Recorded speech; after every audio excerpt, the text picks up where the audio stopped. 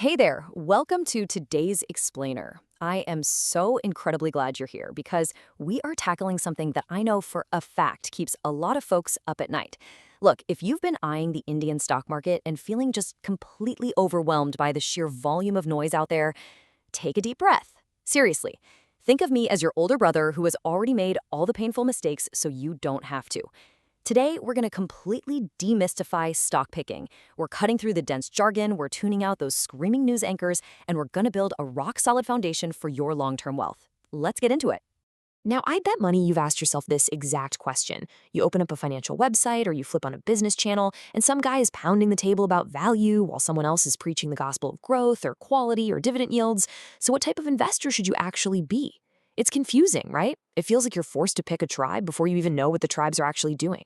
Well, I promise you, by the end of our time together today, you're going to have a crystal clear framework to find an investing identity that perfectly matches your unique personality, your life goals, and your time horizon. All right, here's our roadmap for today. We're going to cover the 5 major styles, Peter Lynch's 6 categories, a super handy style comparison matrix, a blueprint for beginners, and finally, the biggest mistakes you need to avoid. Don't worry about taking furious notes. We're going to walk through this step by step. Okay, starting with part 1, the 5 major investment styles. Think of these as the foundational tools available in every master investor's tool belt. First out of the gate is value investing. This is the absolute classic style, pioneered by Benjamin Graham and the early version of Warren Buffett. The core idea here is brilliantly simple. You're buying when a stock is cheap. Literally, you're looking for situations where the current market price is significantly less than the actual intrinsic value of the business. You're relying on what we call mean reversion, which is just a fancy way of saying that eventually the broader market is going to wake up, realize it made a mistake, and that cheap price will rise to meet the fair value. Buying at that steep discount, that gives you a built-in margin of safety if things go temporarily sideways. So how do we actually spot these value deals out in the wild? Well, we're looking for a low price to earnings, or PE, ratio, usually under 15.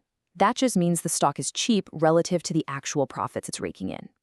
We also look for a low price to book ratio, and quite often a high dividend yield.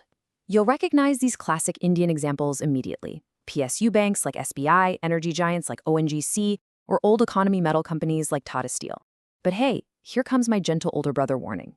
Do not fall into the classic cheap stays cheap trap. Just because a stock has a low PE doesn't automatically mean it's a bargain. Sometimes a business is cheap because it's just fundamentally flawed and losing market share to competitors. All right, shifting gears to our second style, growth investing.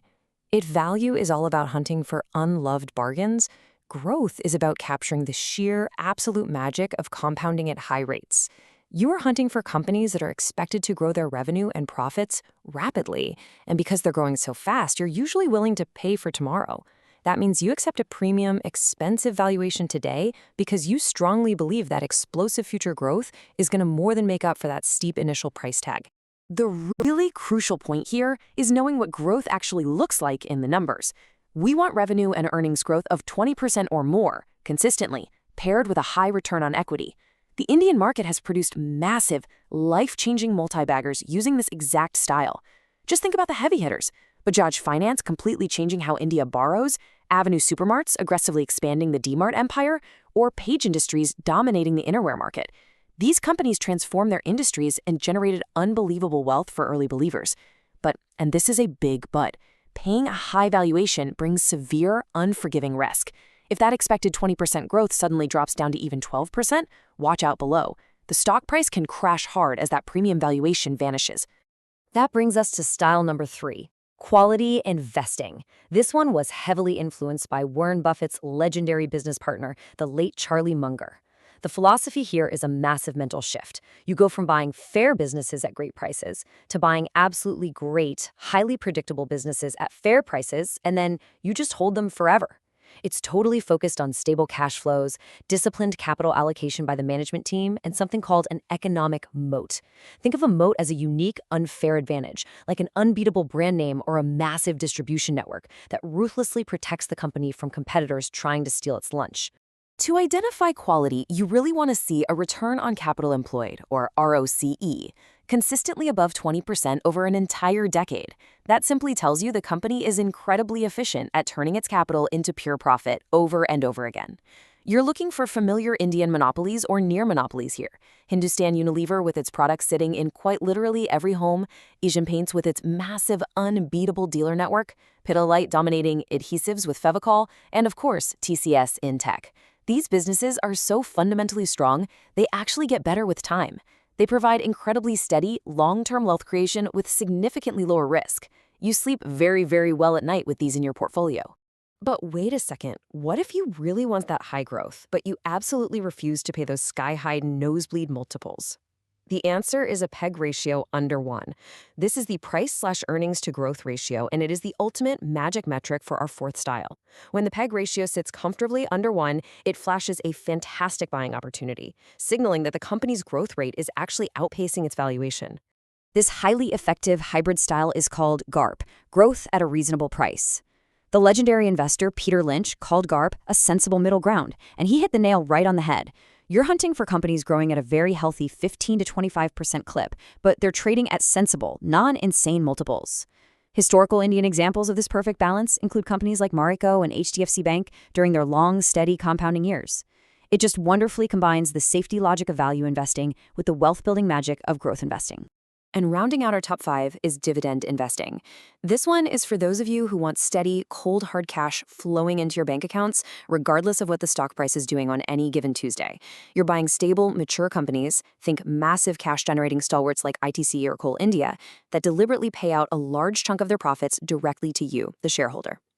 But a quick side note on the Indian context here. Because dividend income is currently taxed at your individual income slab rate, this strategy can actually be a bit less tax efficient for individuals in the highest tax brackets compared to, say, holding quality stocks for long-term capital gains. Just something to keep in mind.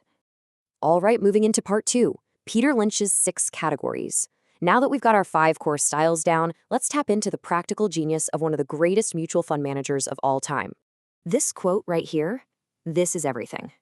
Different category equals different analysis. Don't apply the same lens.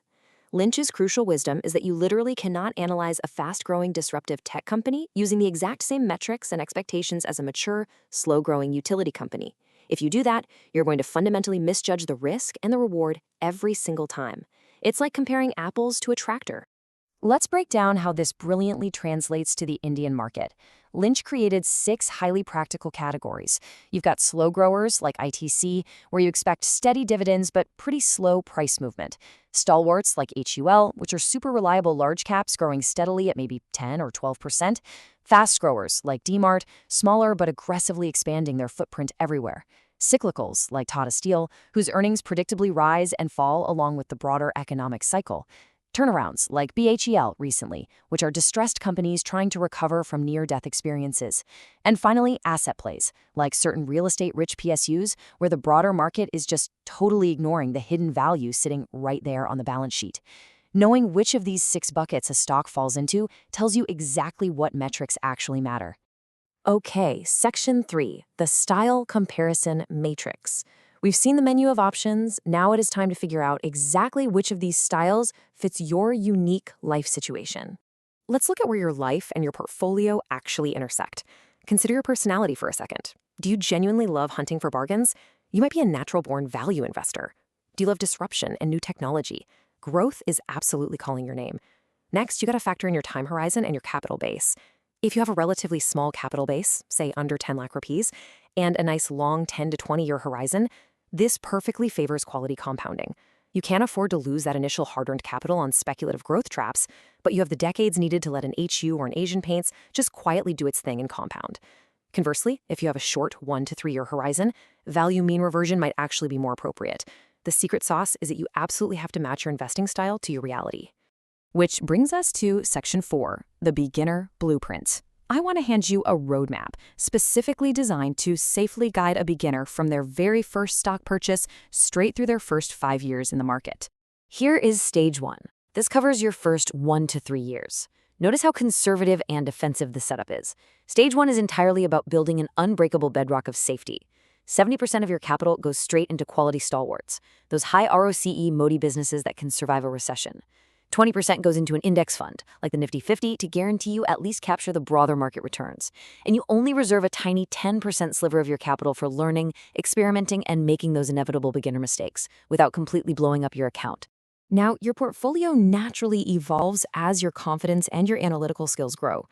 In stage 2, that's years 3 to 5, your pure quality core comes down just a little bit to 50%, and you introduce 25% GARP, growth at a reasonable price.